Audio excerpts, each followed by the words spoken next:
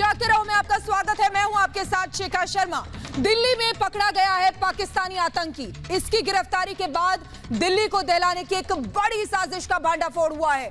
ये आतंकी करीब 15 साल से दिल्ली में ही रह रहा था। आतंकी के पास से दिल्ली पुलिस की स्पेशल सेल ने AK-47 और हैंड ग्रेनेड भी बरामद किए हैं।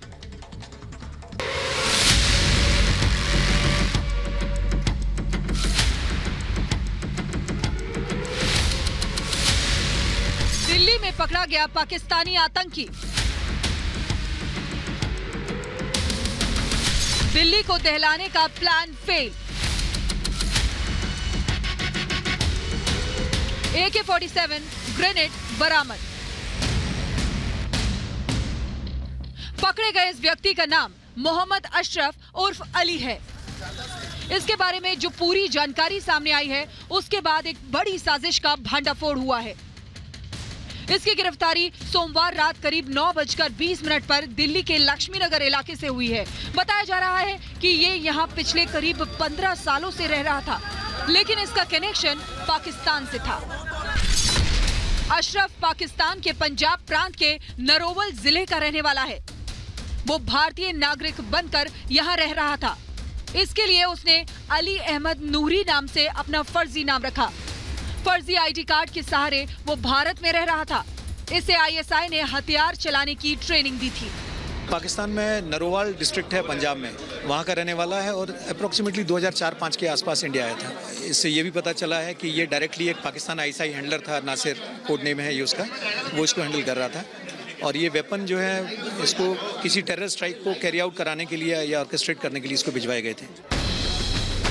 बताया जा रहा है कि ये त्योहारों के मौके पर दिल्ली को दहलाने की साजिश रच रहा था। इसकी निशानदेही पर कई हथियार बरामद किए गए हैं, जो उसने कालिंदी कुंज के पास यमुना की रेत के नीचे दबा रखे थे। पुलिस ने इसकी निशानदेही पर एक AK-47 राइफल, 60 कारतूस, एक हैंड ग्रेनेड, 2 पिस्टल, 50 कारतूस और कैश बरामद किए हैं। आरोपी के खिलाफ UAPA, explosive act, arms act समेत कई धाराओं में केस दर्ज कर लिया गया है। पुलिस टीम उससे पूछताछ कर ये जानने की कोशिश कर रही है कि भारत में कौन कौन लोग उसकी मदद कर रहे थे, किस तरीके से नेपाल के रास्ते वो भारत पहुंचा। बताया जा रहा है कि इसने एक हिंदुस्तानी लड़की से शादी भी कर ली थी, लेकिन फिलहाल वो अलग रह रहा था। इसे दिल्ली के स्लीपर सेल का मुखिया बताया जा रहा है। ये भी अंदेशा है कि कुछ और आतंकी भी इसके नेटवर्क में हो सकते हैं। जो समझ में आ रहा है वो ये कि इसने हर तरह का काम किया है, जैसा एक स्लीपर सेल की तरह किया है, जिसमें इसने कई बार सबवर्सिव एक्टिविटीज की हैं, टेररिस्ट एक्टिविटीज की हैं, कई बार कुछ एस्पेनेस की टास्किंग जब उसको हुई वो भी किए हैं। दिल्ली पुलिस की स्पेशल सेल को आज एक बहुत बड़ी कामयाबी मिली है, जिसमें कि अशरफ नाम के एक आतंकवादी को, जो पाकिस्तान से आया था, जिसको ISI ने ट्रेन किया था ऐसा बताया जा रहा है, उसको गिरफ्तार किया है। इसकी निशानदेही पे बताया जा रहा है कि ये फर्जी पहचान पत्र के आधार पर दिल्ली में रह रहा था। अली अहमद नूरी के नाम से इसने अपना एक पहचान पत्र बनाया था। पासपोर्ट भी इसके पास इंडियन था जो फर्जी था। और दूसरी तरफ इसके पास कैसे निशानदेही पे AK-47 मिली है एक, और 60 कारतूस मिले हैं, 2 पिस्टल और उसके 50 कारतूस भी बरामद हुए हैं, एक हैंड ग्रेनेड बरामद हुआ है। समझा जा सकता है कि किस तरह से इसने इतने बड़े हथियारों के जखीरे के साथ दिल्ली में इसने अपना ठिकाना बना रखा था। आतंकी की गिरफ्तारी के बाद दिल्ली NCR में चौकसी बढ़ा दी गई है। दिल्ली नोएडा बॉर्डर पर चेकिंग की जा रही है। साथ ही शॉपिंग मॉल्स, होटल, भीड़भाड़ वाले बाजार, मेट्रो स्टेशनों में भी पुलिस गश्त बढ़ा दी गई है। वहीं आतंकी अशरफ को दिल्ली के पटियाला हाउस कोर्ट ने 14 दिन की पुलिस रिमांड पर भेज दिया है। Bureau report, Republic Bharat. और जम्मू कश्मीर में आतंकियों के सफाई के लिए सुरक्षा बलों ने अभियान चला रखा है। पुंछ में 5 जवानों की शहादत के बाद इलाके में ऑपरेशन तेज कर दिया गया। पिछले 2 दिनों में 7 आतंकियों को मार गिराया गया है। DSP इमाम साहब ये तो गुजारिश करन कि तो नेबर सरेंडर करियो।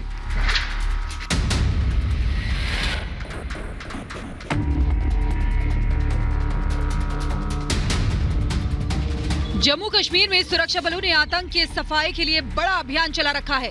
एक के बाद एक आतंकी ढूंढ कर मारे जा रहे हैं या गिरफ्तार किए जा रहे हैं। पुंछ, शोपियां, अनंतनाग समेत कई जगह पर सर्च ऑपरेशन चलाया जा रहा है। शोपियां में मुठभेड़, 5 आतंकी ढेर। जम्मू कश्मीर के शोपियां में सुरक्षा बलों ने 5 आतंकियों को मार गिराया। मारे गए आतंकियों के पास से हथियार और गोला बारूद बरामद हुआ है। सुरक्षा बलों ने आतंकियों से आत्मसमर्पण करने की अपील की थी।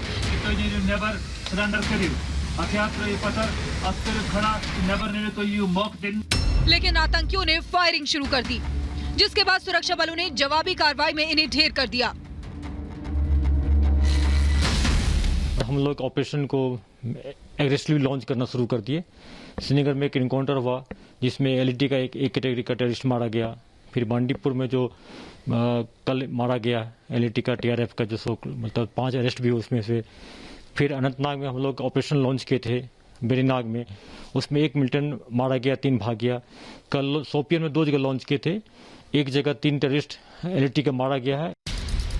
रविवार को पुंछ इलाके में आतंकियों ने हमला किया था, जिसमें 5 जवान शहीद हो गए थे। इस इलाके में आतंकियों की धरपकड़ के लिए सर्च ऑपरेशन चलाए जा रहे हैं। यहाँ के बंगाई इलाके में आतंकियों और सुरक्षा बलों के बीच रह रहकर गोलीबारी हो रही है।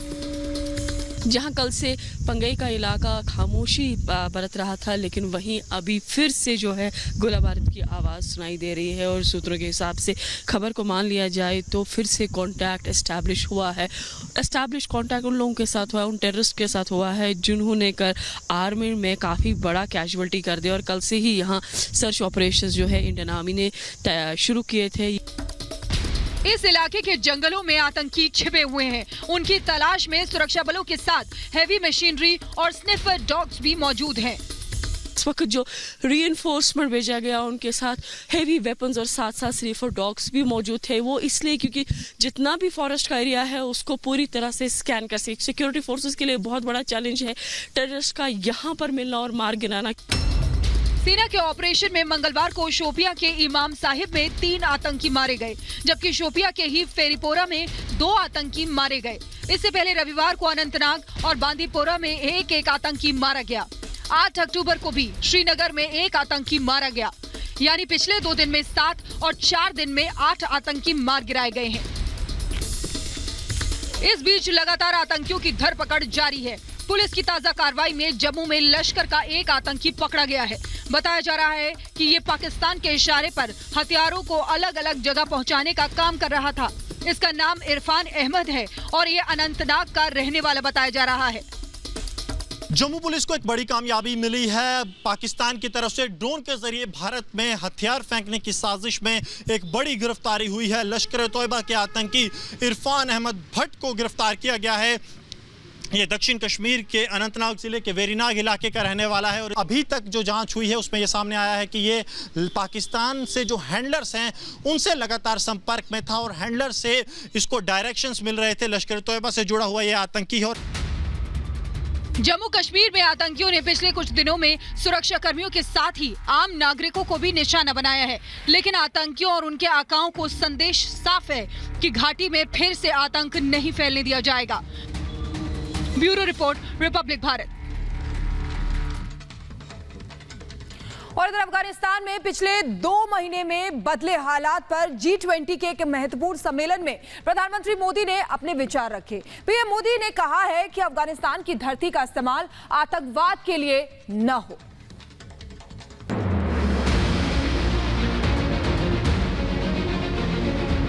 अफगानिस्तान में बदलते हुए हालात पर पूरी दुनिया की नजर है। पूरी दुनिया इस बात से चिंतित है कि तालिबान के शासन में इस देश का क्या हाल होगा। 2 महीने भी नहीं हुए हैं, यहाँ दूसरे आतंकी गुट भी पैर जमाने लगे हैं। आम जनता का बुरा हाल है, पूरा देश त्राहिमाम कर रहा है। वहीं तालिबान हथियारों के दम पर कब्जा करने के बाद अब चाहता है कि दुनिया उसके शासन को मान्यता भी दे दे, लेकिन उसे अभी तक किसी भी देश ने मान्यता नहीं दी है। तालिबान को लेकर कई देश बेहद सतर्क हैं। आगे के कदम क्या हों इसके बारे में भी लगातार बातचीत हो रही है। G20 सम्मेलन में अफगानिस्तान पर चर्चा। आतंकवाद के खिलाफ पीएम मोदी का संदेश। अफगानिस्तान के हालात पर G20 नेताओं के शिखर सम्मेलन में प्रधानमंत्री नरेंद्र मोदी ने हिस्सा लिया। इस बारे में जानकारी देते हुए पीएम मोदी ने ट्वीट किया कि अफगान क्षेत्र को कट्टरपंथ और आतंकवाद का अड्डा बनने से रोकने पर जोर दिया। साथ ही अफगान नागरिकों को तत्काल और निर्बाध मानवीय सहायता दिए जाने और एक समावेशी प्रशासन का आह्वान किया। अफगानिस्तान में तालिबान के कंट्रोल के बाद युद्धग्रस्त देश में बने हालात पर विचार विमर्श किया गया। इस दौरान अफगानिस्तान में मानवीय जरूरतों को लेकर प्रतिक्रिया, सुरक्षा स्थिति, आतंकवाद के खिलाफ लड़ाई और मानवाधिकारों पर विचार विमर्श जैसे प्रमुख मुद्दों पर चर्चा हुई। तालिबान राज में पूरे देश पर आतंक का साया है। यूनिसेफ जैसी संस्थाओं की रिपोर्ट्स के मुताबिक लाखों लोग भुखमरी का शिकार हो सकते हैं। वहीं तालिबान के बाद ISIS जैसे आतंकी संगठनों के सिर उठाने से देश के अलग अलग हिस्सों में हिंसा की तस्वीरें आ रही हैं। अफगानिस्तान में वैसे ही हालात बन गए हैं जैसा कि 20 साल पहले हुआ करते थे और ये पूरी दुनिया के लिए चिंता का विषय है। Bureau report, Republic Bharat. तो अफगानिस्तान की बात करें तो अफगानिस्तान में जहां तालिबान ने अब अमेरिका और उसके मित्र देशों के गठबंधन नाटो को फिर से धमकी दी है। तालिबान ने कहा है कि हमला करने की बात भूल जाएं, ऐसी गलती ना करें।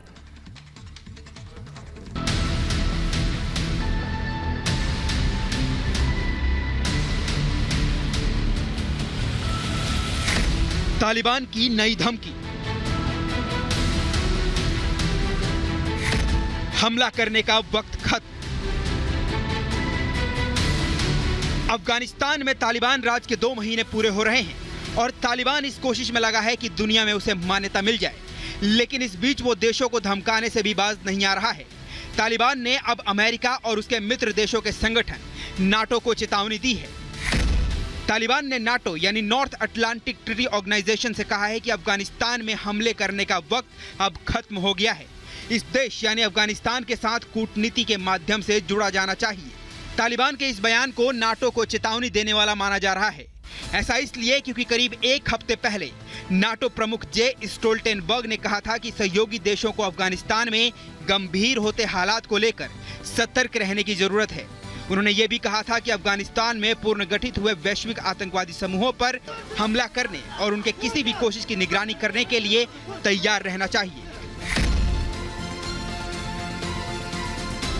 नाटो को धमकाने के बाद तालिबान ने सीधे सीधे अमेरिका पर भी तंज कसा है। तालिबान ने कहा है कि जिस संगठन यानी तालिबान को अमेरिका ने आतंकियों की लिस्ट में रखा था, वो संगठन आज अफगानिस्तान पर शासन कर रहा है। Bureau report, Republic Bharat. इधर चीन और ताइवान के बीच टकराव जो है वो बढ़ता जा रहा है। खबर ये है कि चीन ने अब ताइवान पर कैसे कब्जा किया जाए इसका अभ्यास तक शुरू कर दिया है।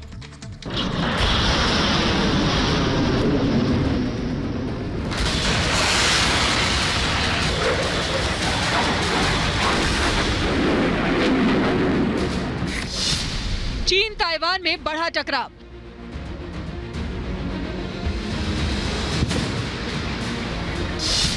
ताइवान पर कब्जा करने की तैयारी में चीन। चीनी राष्ट्रपति जिनपिंग कहते हैं कि ताइवान तो हमारा ही है और शांतिपूर्ण तरीके से हम उसे अपने में मिला लेंगे। ये बात और है कि पिछले कुछ दिनों में 150 से ज्यादा चीनी लड़ाकू विमान ताइवान की हवाई सीमा का उल्लंघन कर चुके हैं। वहीं ताइवान साफ कर चुका है कि वो चीन के साथ युद्ध के लिए पूरी तरह तैयार है। अब चीन ने अपनी आक्रामकता का एक और सबूत दिया है। चीन ने किया कब्जे का अभ्यास। ताइवान ने 10 अक्टूबर को अपने नेशनल डे पर जोरदार शक्ति प्रदर्शन और आतिशबाजी की थी।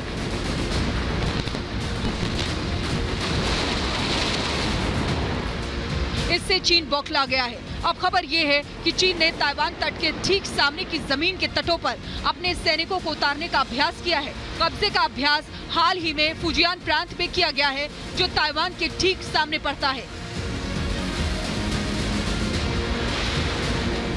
दक्षिण चीन सागर में ताइवान और चीन को एक संकरा समुद्री इलाका अलग करता है।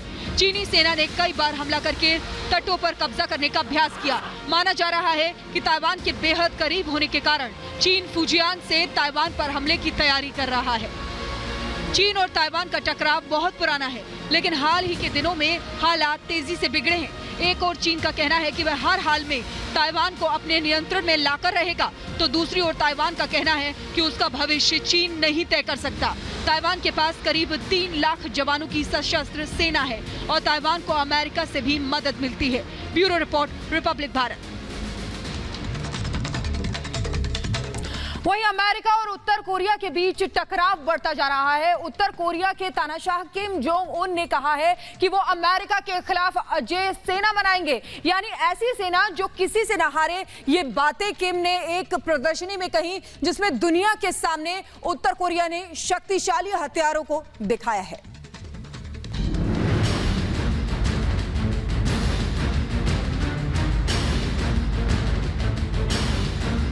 ये उत्तर कोरिया के नए शक्तिशाली हथियारों का जखीरा है। किम जोंग ने दुनिया को दिखाने की कोशिश की है कि उसकी ताकत कितनी ज्यादा है। राजधानी प्योंगयांग में एक रक्षा प्रदर्शनी का आयोजन किया गया, जिसमें किम जोंग कई अत्याधुनिक किस्म के हथियारों, टैंक, रॉकेट और परमाणु क्षमता से लैस बैलिस्टिक मिसाइलों के बीच नजर आया। बताया जा रहा है कि इन बैलिस्टिक मिसाइलों की क्षमता अमेरिका तक पहुंचने की है। अमेरिका को किम की चेतावनी।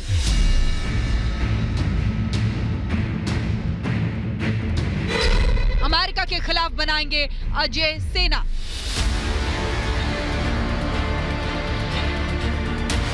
उत्तर कोरिया में कुछ हो या ना हो, लेकिन हथियार बहुत हैं, बड़ी सेना है। और अब किम ने कहा है कि वो अमेरिका के खिलाफ एक ऐसी सेना तैयार करेंगे जो कि अजेय हो, जो कि इतनी ताकतवर होगी कि अमेरिका उसके सामने टिक नहीं पाएगा।